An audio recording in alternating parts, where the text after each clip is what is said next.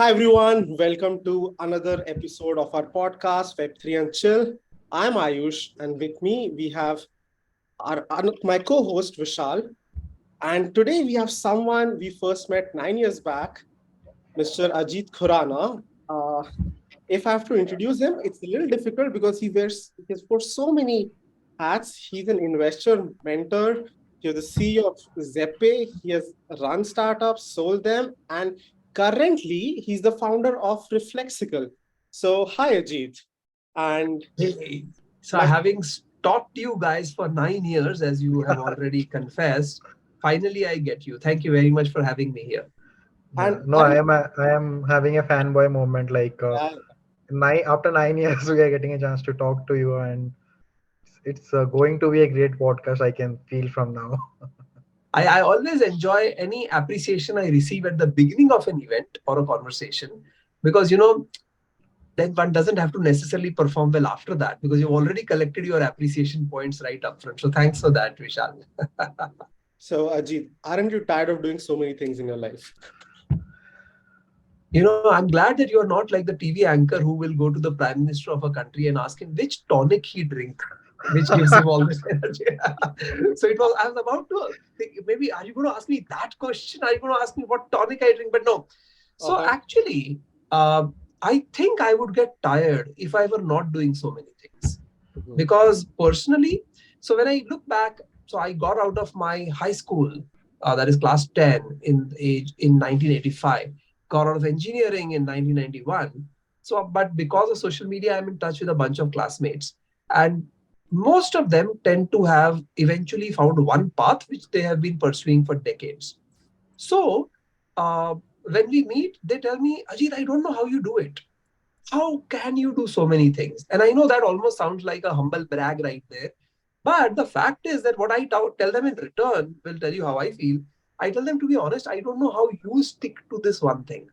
I think the only one thing that I have stuck to in my whole life is my one wife.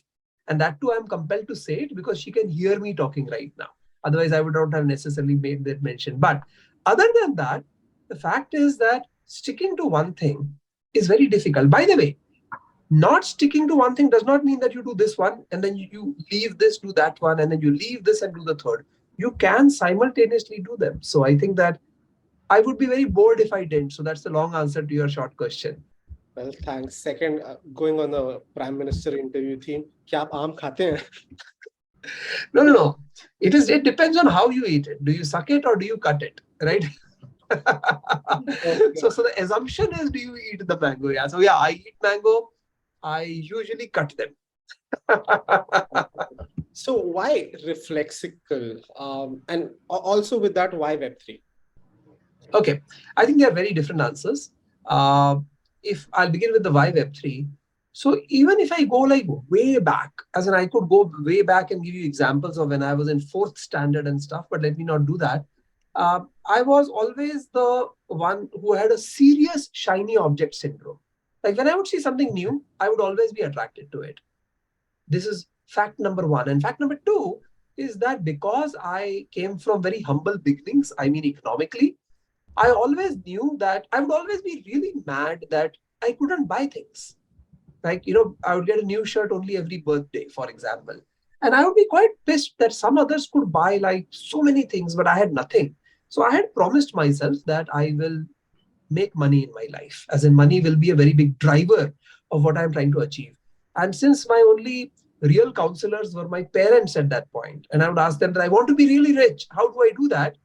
My parents, being the typical Indian parents, which by the way, eventually I became also, would say, you want to be rich? Very simple. Study hard, get marks. And when you'll get good marks and good admissions, money will follow.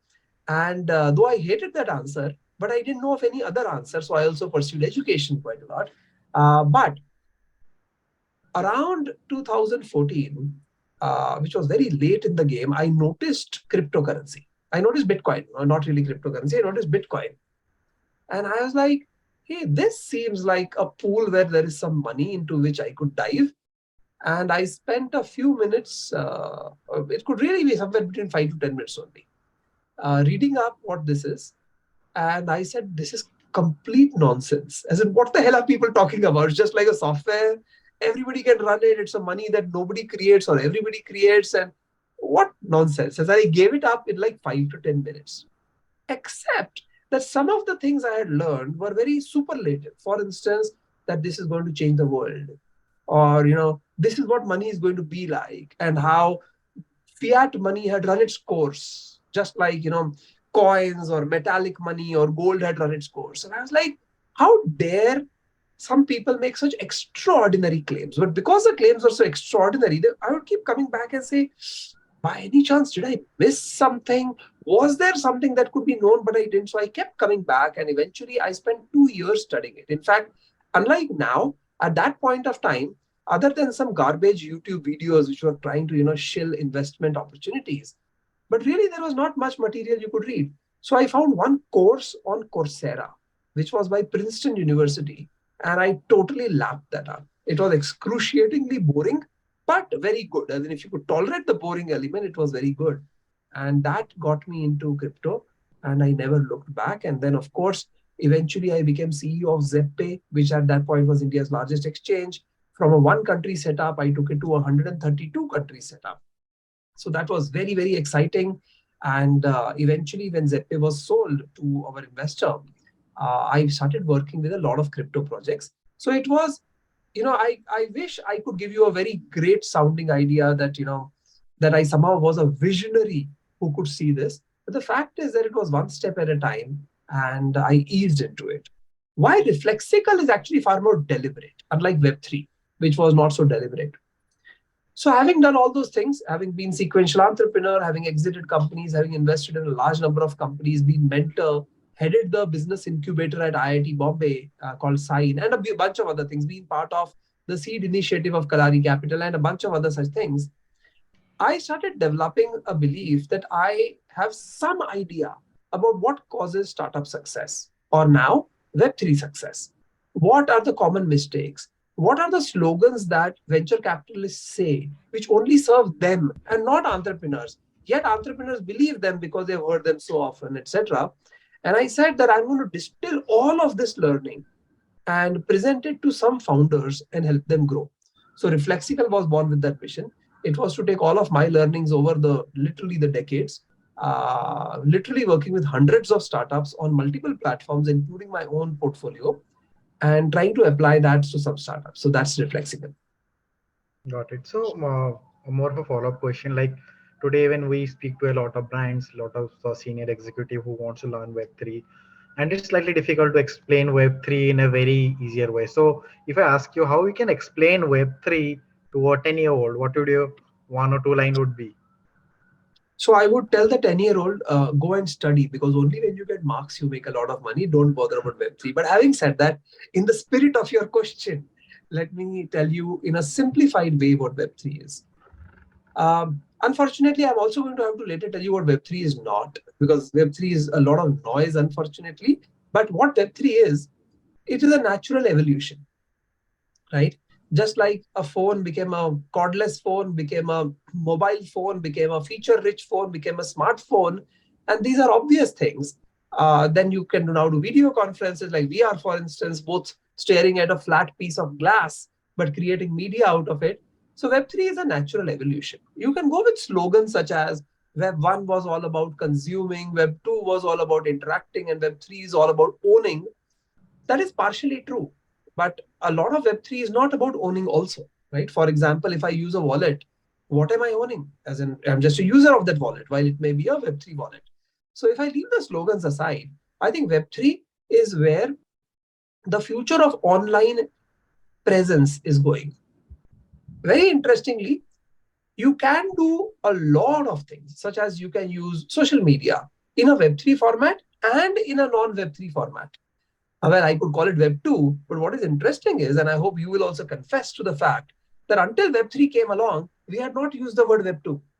Right? Yeah. So Web 2 and Yeah, Web 1 that's became true. Web 2 and Web 1 only when Web 3 came. So I was like, hey, we suddenly gave birth to Web 3, 2, and 1 at the same time. But you could, for example, now Facebook is called Meta and they want to create their own metaverse. I don't think they are going to do it in a decentralized or Web3 format. So Web3 is not an app. Web3 is not a technology. Web3 is a way of organizing the economics and the governance of a system. So if you think about any system, it could be your family, your school, your country, your company, your startup, your investments, whatever. Ultimately, what distinguishes one of those from the other is the system of governance and system of incentives. How is one country different from the other? They have their system of incentives, which you could call their economy, is different, and this country is different. This country is a democracy. This country may or may not be the democracy. So ultimately, all systems boil down to incentives and governance. Web3 is a new way of incentives and governance. It is more participative, definitely more participative. It may be more democratic. Like people say it's very democratic. Yeah, in a perfect sense it is, but there's a lot of hypocrisy in this space. So it could be more democratic, and over time I think it will end up being that, right? So that according to me is Web3. What Web3 is not is, it is not a get rich quick scheme. Web3 is not the metaverse, because you can have the metaverse without Web3. Web3 is not 20-year-olds suddenly becoming richer than 40-year-olds, right? So there's a lot of noise around it. It's just like to say that the internet is Candy Crush Saga, right? As in that will be, as in sure the Candy Crush Saga uses some elements of the internet, but it's not the internet. So yeah, so Web3 is not any of those things. Got it. Have you, because you're an investor, you've been in Web3 for a while, have you met Satoshi Nakamoto secretly? Oh, there is another question which I thought you were going to ask me, and I'm glad you did, because people have asked me whether I am Satoshi Nakamoto. So that I categorically deny. I am not. But you, right? But you look like him. If I Yeah, have fictional. yeah. Sometimes when you deny something, you may actually cause thoughts in somebody's mind. But nah.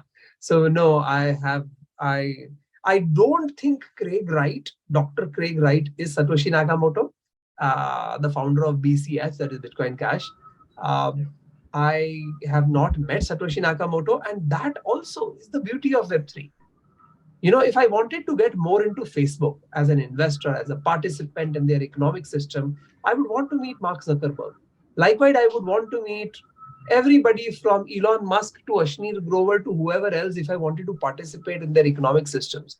I do not have to meet Satoshi Nakamoto.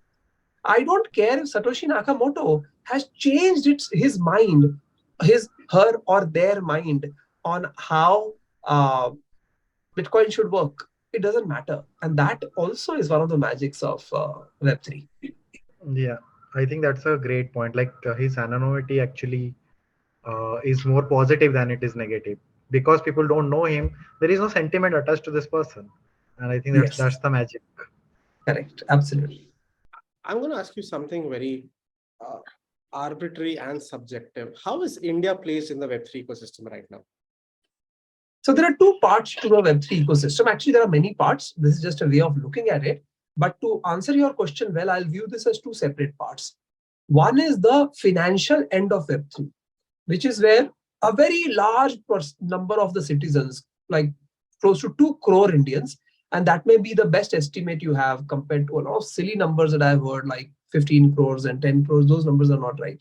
But close to 2 crore Indians get to buy and sell digital assets and get to hope to participate in the rising economics.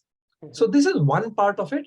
This is where, whether it is legal, illegal, what is happening on the tax front, what is the Reserve Bank of India saying, what are the regulations, this becomes a very big question. And the second part of Web3 is the engineering and product side of it, which is all the products that are being built, the employment opportunities that are getting created, the intellectual property that is getting created, the value that is getting generated, etc. On the second front, India and Indians are doing very well, but India is not gaining as much as Indians are gaining, because India has created a somewhat of a high friction ecosystem.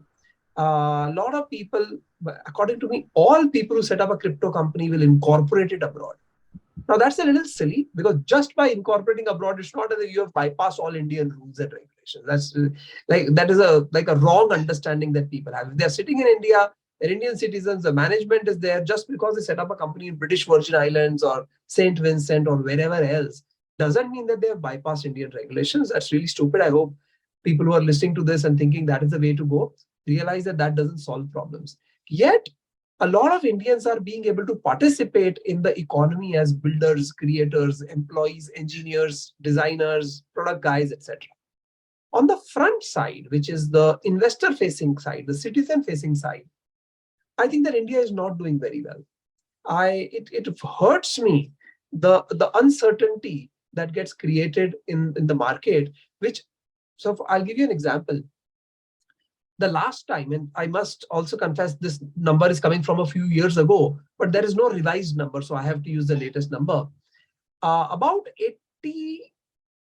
85% of people who were buying and selling crypto assets in India were in the 18 to 28 years of age.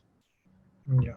Yeah. About 50% of them had no other investments. It is not as if they invested in stock also and real estate also and forex also and mutual fund also. They had only invested in crypto or let's say digital assets because NFTs also made their mark. So my question is, why is that the case? Given that this segment of the population has the least investable amount, the 18 to 28-year-old has the least amount of money compared to the 28 to 38 or 38 to 48, or people tend to have higher wealth and net worth as they grow. Now, the reason is that one has to be somewhat of a cowboy. One has to be somewhat of a risk seeker, extraordinary risk seeker in India to get into crypto. This is not true about other countries. Like if you are an American and you are trading on Coinbase, which is a stock exchange listed company, you do not have to be a cowboy to buy, crypto. And as a result, their characteristics of this are a little different. Sorry, my Zoom is going a little. Yeah, okay.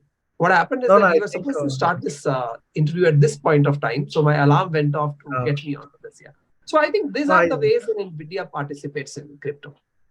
No, I think I also have a very similar perspective. I think it came through Dream 11 when people got used to making money quickly.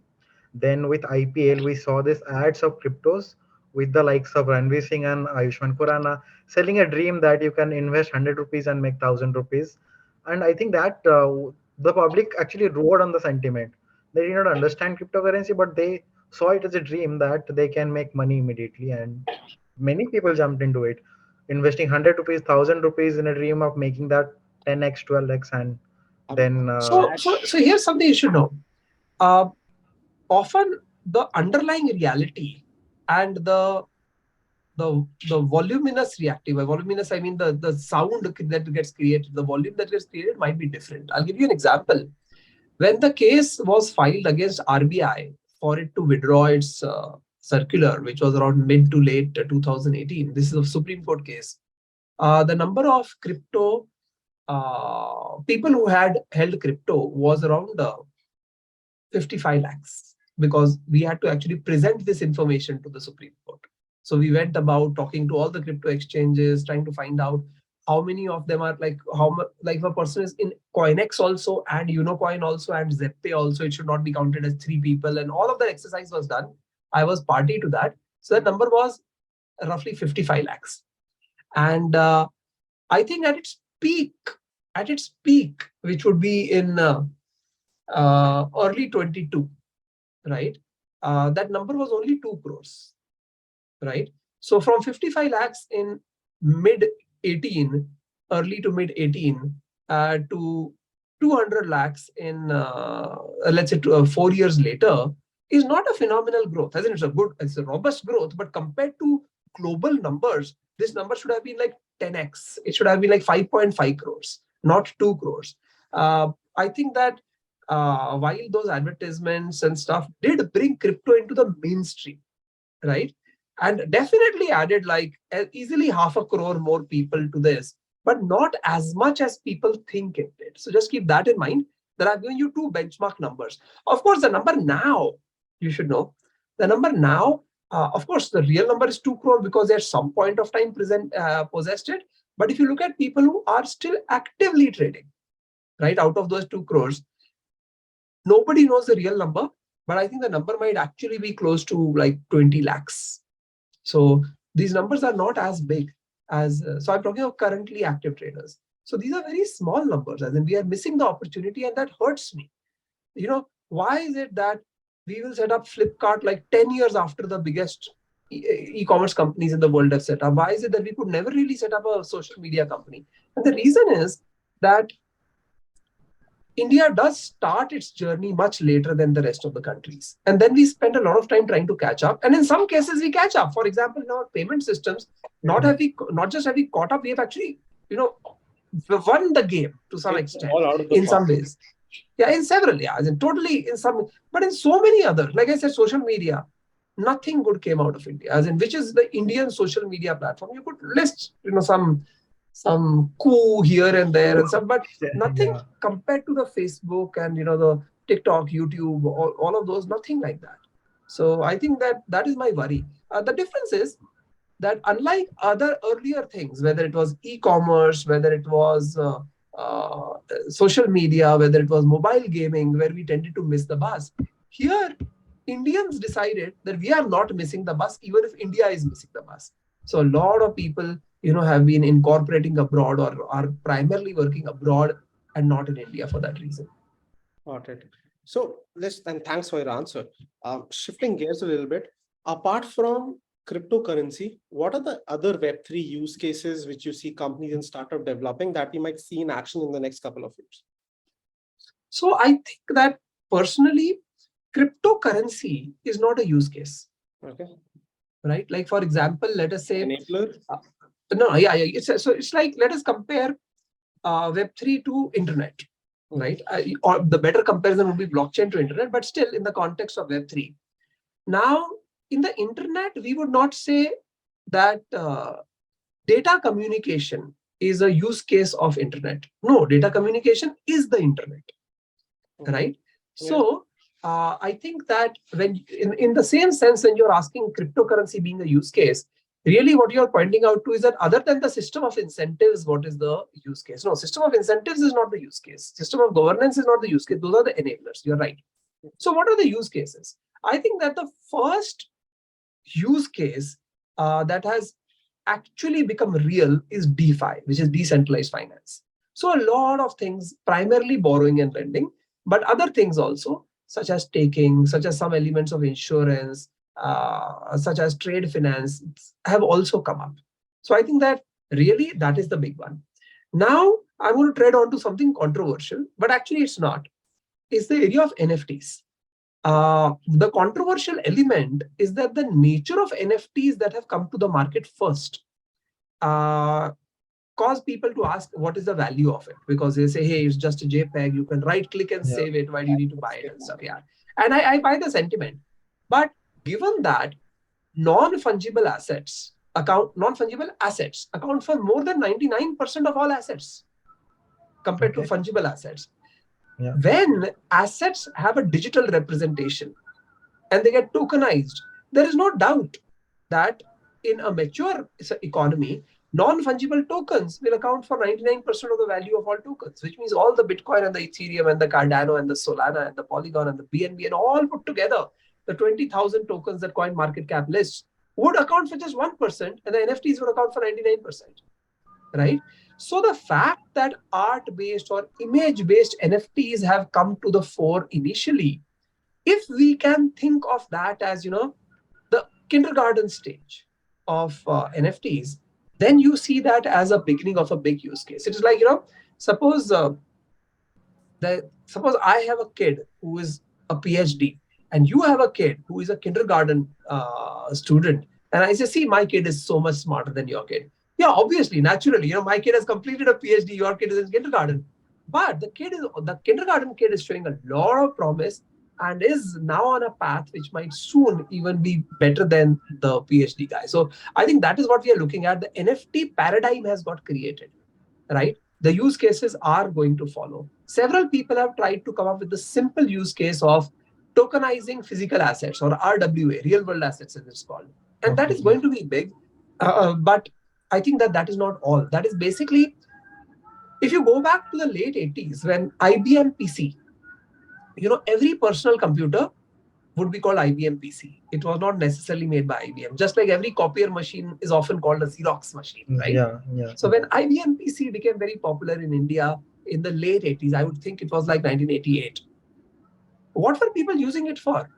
In the office, they were using it for accounting, bookkeeping, and at home, they were playing computer games. And in computer games, they were only playing two computer games, which was car racing and flight simulator, right?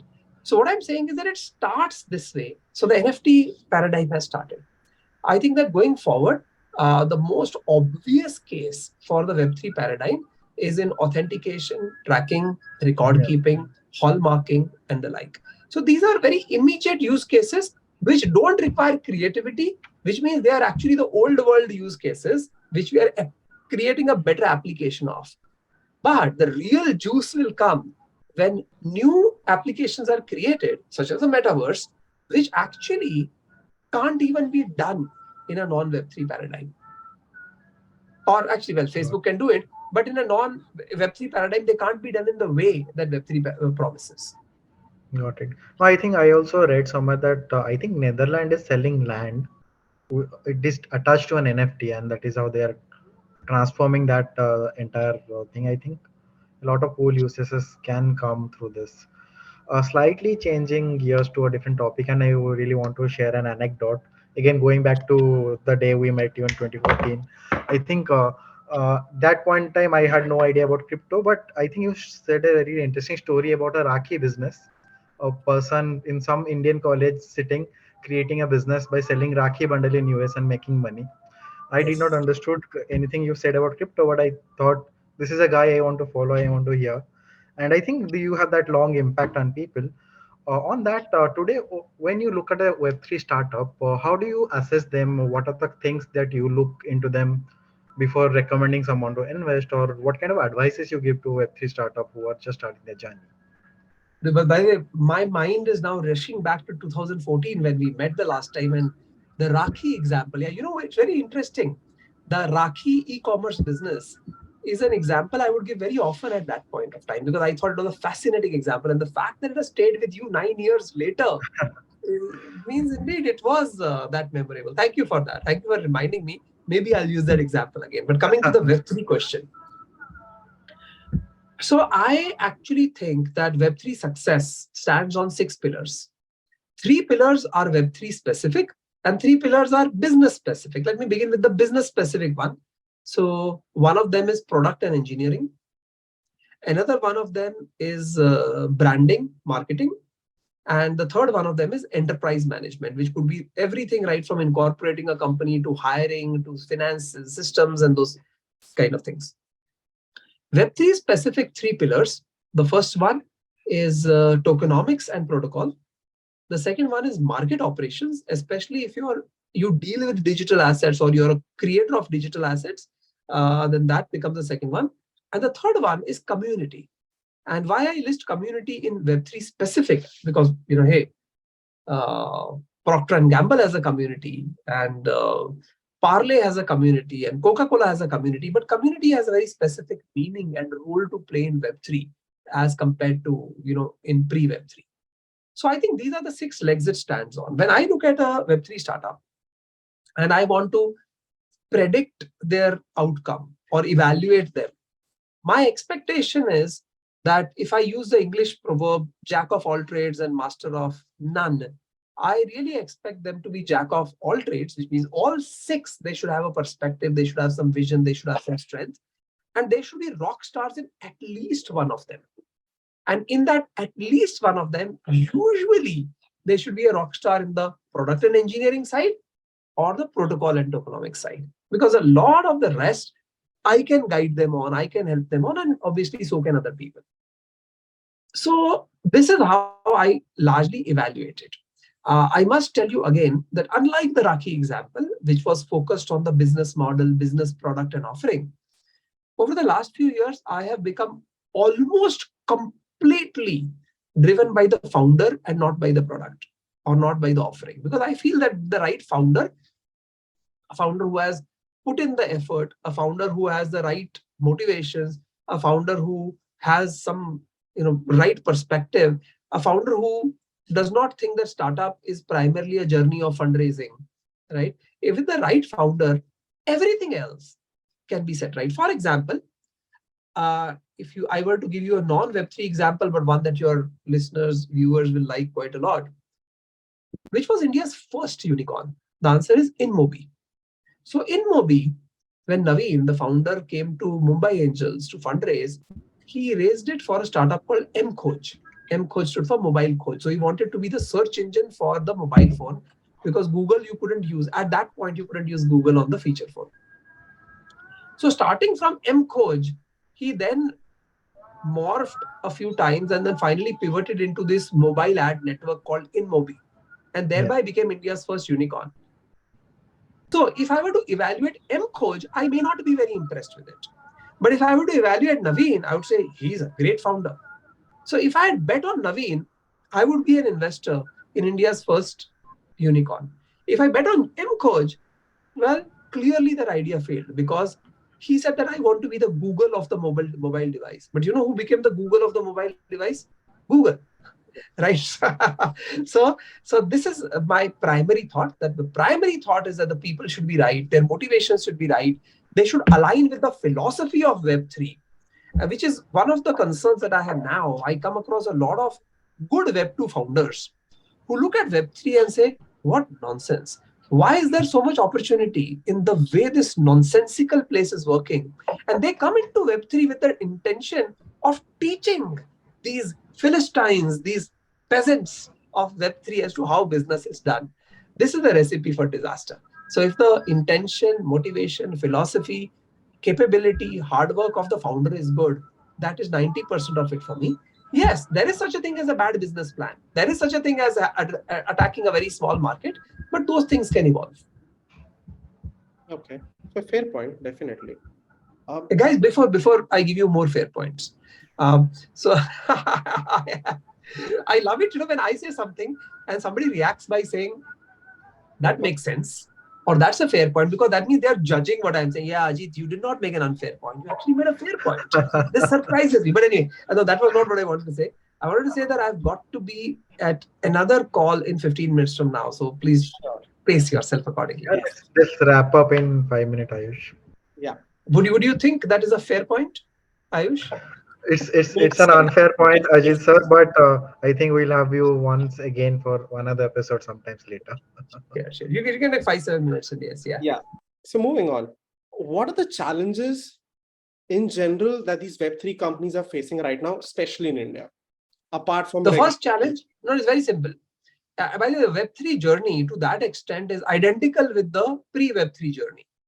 First, it was being able to create a product that solves a use case, that has a problem-solving ability. Second, it was to differentiate yourself. Like today, if I set up a company which does exactly what Amazon or Flipkart does, nobody is going to look at me or even adopt me, right? I would have to differentiate. So the last bull market that we are well beyond in crypto or Web3 was the bull market of good use cases with no differentiation. So everybody was making an NFT marketplace. Everybody was making yet another DEX. Everybody was making a staking protocol. Everybody was doing a buying and lending platform, etc. So obviously, nobody can gain adoption. So the challenge currently is adoption. So we have identified some good use cases. I think there are good use cases in the market, which have led to some people, many companies become worth more than $1 billion. But the acquisition of customer is tending to be a challenge. The challenge is that, like you asked Ayush sometime earlier as to what is the use case beyond cryptocurrency. Your question really was, what is the use case beyond price speculation of cryptocurrency? Most people who are participating in this paradigm are participating only for the price speculation element of it.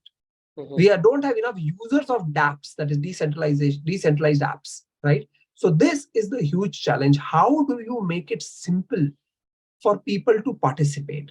How you can avoid talking about blockchain and all sorts of technical stuff, right? Which people who use a digital wallet, let's say a Paytm, don't talk about it, right? As in you just transfer money. People who play a game don't talk about, the underlying consensus mechanism of the game. We just play the game. So how do you abstract it to a point where it can attract the next million or the next billion? Currently, there are many apps which have like hundreds of users per day. I'm talking of hundreds. while it should have been hundreds of thousands, right? So I think that that is the biggest challenge, for which the use case has to be good, the product has to be differentiated, and its ease of use has to be so much that the person does not even have to know they are doing something in blockchain, crypto, or Web3. They should just be doing it. Got it. Do you think it'll be led by more of a B2B adoption rather than a B2C adoption? Very difficult to say, because the B2B adoption is actually promoting. I'll give you an example. When I would be sitting in the finance ministry, government of India, they were talking to many stakeholders for blockchain and related technologies. So I would be representing a crypto exchange. But the people they were talking more to were people from the usual IT services companies who were promoting a private blockchain architecture. Got it. Right? So what we talk about Web3 and what they were talking about in blockchain were very different things. So my worry with the B2B approach is that it is going to be very, not in the spirit, while it will adopt blockchain, it will adopt use cases and probably might accelerate them, but it will not be the Web3 that we have presently envisaged. This is my worry. So I think that the real joy, whether it comes as step 1 or step 2, but the real joy of Web3 will come only in the B2C part. Or even in the C2C part. Let's not overlook that. Yeah. I was going to say, I think once the barrier to entry is gone, we will see the great adoption across. So I'll quickly go on to the last question. And because I said last question, so I'll wrap two questions in one.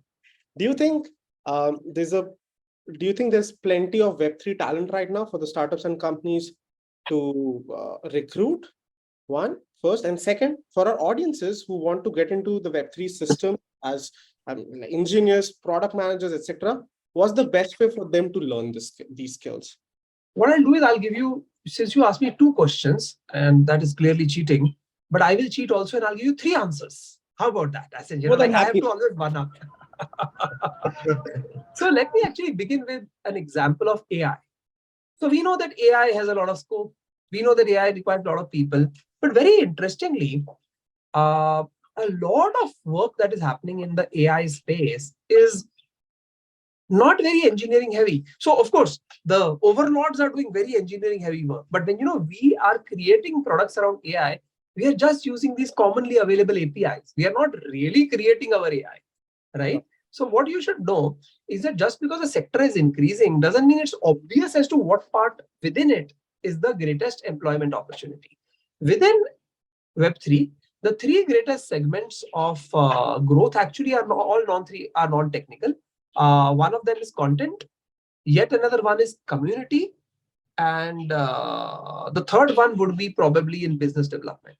So these 3 opportunities are actually the ones which will have the most number of jobs, right? If you were to look at IT services like the TCS and the Wipro, Infosys, etc., that's not the case at all. It's not that they need content or they need community or they need BD to this extent. They may do it, but only to some limited extent, right? So Web3 is different that way. Hence, Web3 is also potentially a very large employer because it employs very many non-tech people. As far as tech people are concerned, I was recently in an interview where one of the panelists was a very angry man. So, so the interviewer asked him that, just like India has become a leader in IT services, do you think India will become a leader in Web3? So this angry man responds by saying, this is not true. India is not a leader in IT services. India is a leader in downloading from GitHub. So basically, that is absolutely true, right? A lot of what we see is open source being repurposed, and that's all the more so in Web3.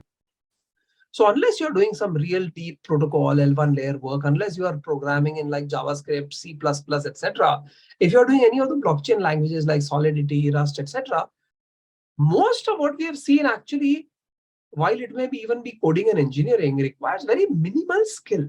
It's a very strange thing to tell you, but like if you look at these 23,000 projects that are listed on various platforms like CoinGecko, CoinMarketCap, barely 300 of them, which means like what, 1% is it? Yeah, 230 of them would require to do some real engineering work.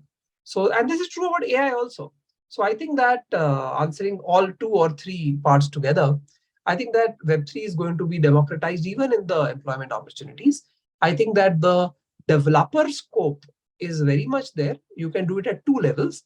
One is at the underlying infra level, which will all be like JavaScript, C, C++, Java, etc. And then is at the application level, which will all be the Solidity, etc. If you don't want to get at the infra level and do that level of work, then please look at the blockchain programming, which, by the way, anybody with a logical frame of mind can learn in a year. And some people can learn in a week or a month also if they were already very good at coding. And I do think that the employment opportunities in this space will shoot up again when the market gets a little better. Until then, accept the 46% reduced job offers that Wipro is offering. Thank you so much. That's a great mic drop. Thank you so much, Ajit. I think this was really amazing. We'll definitely have you once more to talk. Lo- And Loved it. Uh, Again, a Thank you, fun man. moment. Thank you so Yes, much. I will talk to you in the year 2032 now, which is 9 years from now. But until then, It's a real arithmetic progression here. We're thinking a couple of weeks later, but okay. oh, then you're talking about geometric progression, right? yeah. Cool. Thank you very much. Talk to you guys later. See you then. Bye bye.